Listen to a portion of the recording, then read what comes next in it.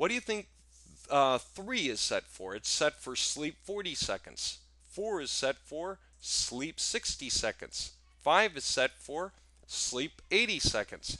And all that means is all these batch files can be started at basically the exact same time, because even if I click, click, click, click, click to start them and make them run all at the same time, each one knows to take its turn. It waits in line. This one for 20 seconds before it starts, this one for 40, this one for 60, and this one for 80.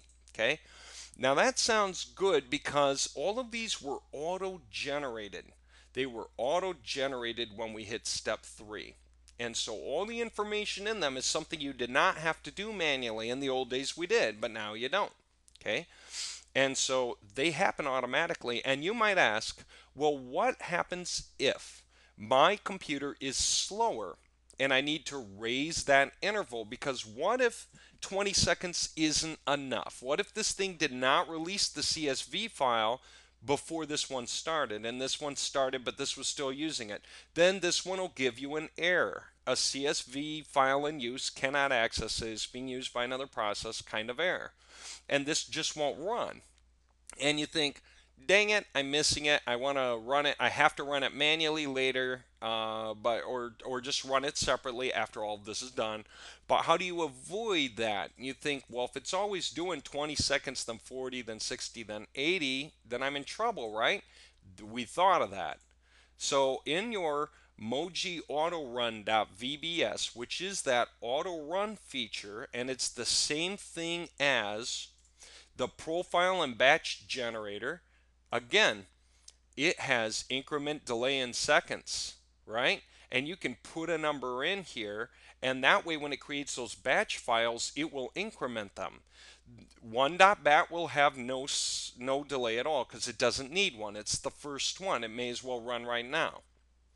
But 2.bat will wait for 15 seconds if that's the number I use. 3.bat will wait for a total of 30 seconds. That's what it's going to say, sleep 30. 4.bat says sleep 45. And 5.bat says 60. Okay? Well, that's exactly what this does. It just automatically, if I hit this button, it'll happen. And this will actually run this anyway naturally. Our trusty old step 3 does all our work. Same with 32-bit, it does all our work. It runs this at the right time. But watch this. I can right click and edit, and there we have it. If we look right here, it says sleep time variable equals, guess what? 20. It's a number I can change. If I don't want 20, 40, 60, 80, if I want 30, 60, 90, 120, I just change the number and save it. And it will change the way all those batch files number off. Every one of them. This will now still be 0. It will start right away. But this will be 30, 60, 90, 120. Now, you can really go as far as you want. Do you want to have it wait like a month between runs? It could do it. I mean, that's just sort of a ridiculous thing to do. There's better ways. Use your task manager, task scheduler on your computer to run batch files. And that's cool because you can do that. You can have this thing run itself every so often. That's something else I'll get into in a minute. But this is something you can change. Now, that also means if it takes your computer 20 seconds to run 200 files, now let's say you want to do a really big run. You want to create 10 profiles, 10 projects on the site, which is automatic. When you hit step 3, it will create 10 if you're using the UAP, okay, the V5. But say you didn't want to do 200 for a file count. Say you really wanted to do 2,000 and you want to do 10 of those and wind up with 20,000 pages on the website, which is like a ton. It's like too much. We're trying to run lean and mean here because that's the wave of the future. It's just like the idea of the Army doesn't want to be big and bulky anymore. It wants to be lean and mean and more in strike more effectively. We do too. But you could. If you would raise the number like that, then you would raise this appropriately. If it's 10 times as many files, it's going to take about 10 times as long. And if you want to buffer it in for just to be sensible, put an extra 10% of time in there total, you can certainly do that.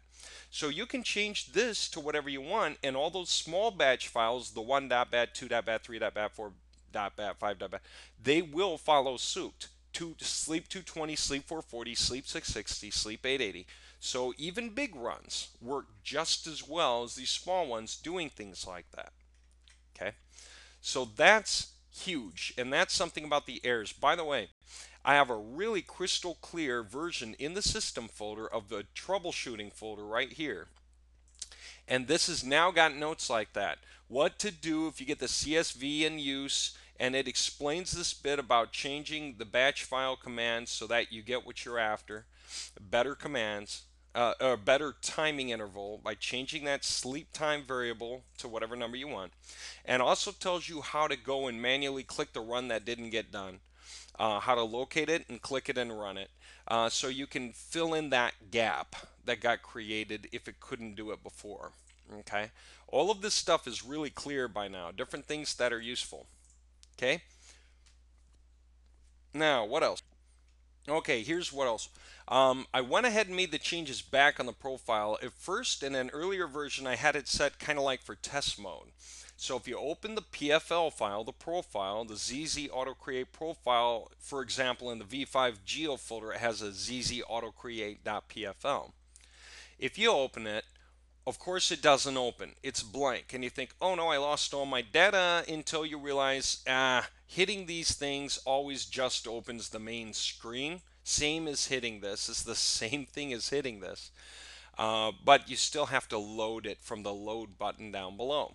So if I load it, make sure you're in the right folder, okay? Make sure you're in the right place and load up the right profile, okay? If you're in the right place, that's good.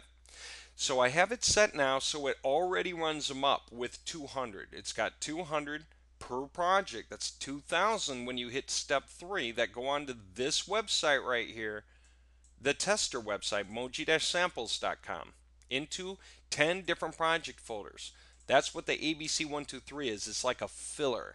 This is a default, and it's ABC123 for the FTP file path that matches this domain path, okay, this URL. And that is completely controlled by the system. It's controlled during the auto run. It auto looks for ABC123 to make copies of the profile so that we get 10 new profiles, 10 new of these. This is what we use to make the pages with. We need 10 of these, but we need them to have different project folder names, and that's what it's doing. It's looking for the ABC123 so it can replace, in each copy, replace it with the appropriate name. What is the appropriate name? That's what it gets from our var sheet. It looks at, and this is huge because I tested it with 32,000 cities. Yes, you can paste 32,000 cities into the step2.exe for your city state list. You can put in a lot, and that's completely fine. It won't even cause broken links or anything. It's just the keywords you got to worry about with the way we have this set up in this version. Okay, now, and you can make changes all you want if you understand how to do custom runs. But well, okay, so I shouldn't have, oh, I didn't close it. Okay, so anyway, it generated a menu. That's what the menu generator did before. And that gives us this menu column here. And these are default entries. They have nothing to do with anything. But what followed it were the keywords that I pasted in. And they're copied here, except that now the spaces are replaced with dashes automatically. You do not have to think about this. But when it produces the profiles, this is going to become one of the projects, reputation-management-solutions. So one of the profiles that gets created that will be auto run with 200 pages on it is going to be mowg-samples.com/reputation-management-solutions. Okay, that's one part of my website with all the pages inside of it, all 200. But then it's also going to create another profile automatically from the next one down, link-building-system, because these are the keywords I used in the keyword column that got moved over here automatically. And the next one, the next one, the next one. It uses up to 10. So as long as you have at least 10 keywords, it will create 10 of these project folders, right? And that's these. and that's exactly what it's using to make each one. So your top 10 keywords, when you use the keywords and you fill in your keywords, it's a good point to make, just real quick. Just so you know, when you fill in these keywords down here, it is the top 10 that will be used by the auto generation system for generating the project folders. It was just a simple rule of thumb that makes sense and everyone can understand and work with. So think about which are your top 10 keywords might be what you care about the most. And really, it's not really going to matter because these project names aren't that big a deal. Google doesn't consider that all by itself. There's the rest of your pages to think about and everything else anyway. And the project names will match what the files are talking about because it's all related content, related concept. Everything's good. But that's how it works. It takes the top 10 keywords to form those project names, and it replaces the spaces with dashes for you. Don't think about that here. You don't need to put link dash building. Do not do it as a matter of fact. Make your keywords what they are. Link building services, no dashes, just spaces. On a new line, website marketing solutions, whatever it is you want for keywords, and just keep adding. Copy paste in a list if you want. And if you happen to have stray spaces, that's okay, because this whole form, when you submit it, it will first remove all those stray spaces. If you have any blanks in here, it will also pull those blanks out too and clean up the stray spaces. The only thing you cannot do is have a blank at the very top. That will actually break the process. If you actually have a blank line at the top, then it cannot paste it in properly. So just don't have a blank at the top. Other than that, be as messy as you have to be. Just paste it in. All right. City states, again, same thing. As long as the first entry comes at the top every time, you're good to go. All right. But there you go. I mean, really, how hard can this be? I'll do this in a minute. All right, so once you're done putting the pages up on our website, you can go look at them. Again, those extensions are the first 10 keywords in the keyword list, so MOWG-samples.com/ whatever they are, and we can find it on the sitemap. Watch this, MOWG-samples. And do not rely on this website for your marketing, because I rip these pages down all the time. It's so easy to create pages, and people do, that this thing would just fill up immediately. Part of the reason we created a V5 is because the V3, V4 reached that natural saturation where people already created some 50 million web pages based on the theme. And now that it's even easier and more automated, then people are going to create more pages faster. So in order to deal with that properly, I really dug deep into the var concentration and even changing out the CSS style sheets. Even that's a var. They're just copies of the CSS style sheet with different names. But on each CSS style sheet, I rearranged the data. Now, that's just interesting. It makes them different style sheets so that it's one more footprint you can erase. And can you adjust the style sheets to be different? Yes, so that these pages that call up these different style sheets, they could have different bits of information on that style sheet. If I view the source, I see whatever style sheet this one's using, one of them. It's a var again, but wherever it is, it's in here somewhere. It would be like style.css or theme.css. Okay, I could have my style sheets, because they're in my control, I can change the elements style sheet by style sheet. So I can have one style sheet make this more of a blue, another style sheet make this more of a red, if I use those gradients instead, that kind of thing. But I really barred this out well. It's still extremely readable, very solid English, grammar. Maybe you'll find a mistake if you look hard enough, but it's not enough to be a problem for Google. The pages are great. But all of these things are varred out. All of these things are varred out extremely well, so that there's a lot of room for growth. I think this one might be able to get a lot more pages out of it, like 250 million, maybe more. I really went the extra mile of making this one rich, so it'll last for a lot of runs before new runs are going to be too similar to the runs that happened before. By the way, if you ran out V3, V4 pages and they're still indexing fine and there's no problem with them, don't take them down. Some people are getting hit, and they're being pulled and other people aren't. Some people ask me why the difference. Why is it some are, some aren't? Um, and the answer to that is if Google does pull them down, it's probably based on a handful of keywords that are ultra competitive and very tough. And Google already has plenty of good information to show for those keywords.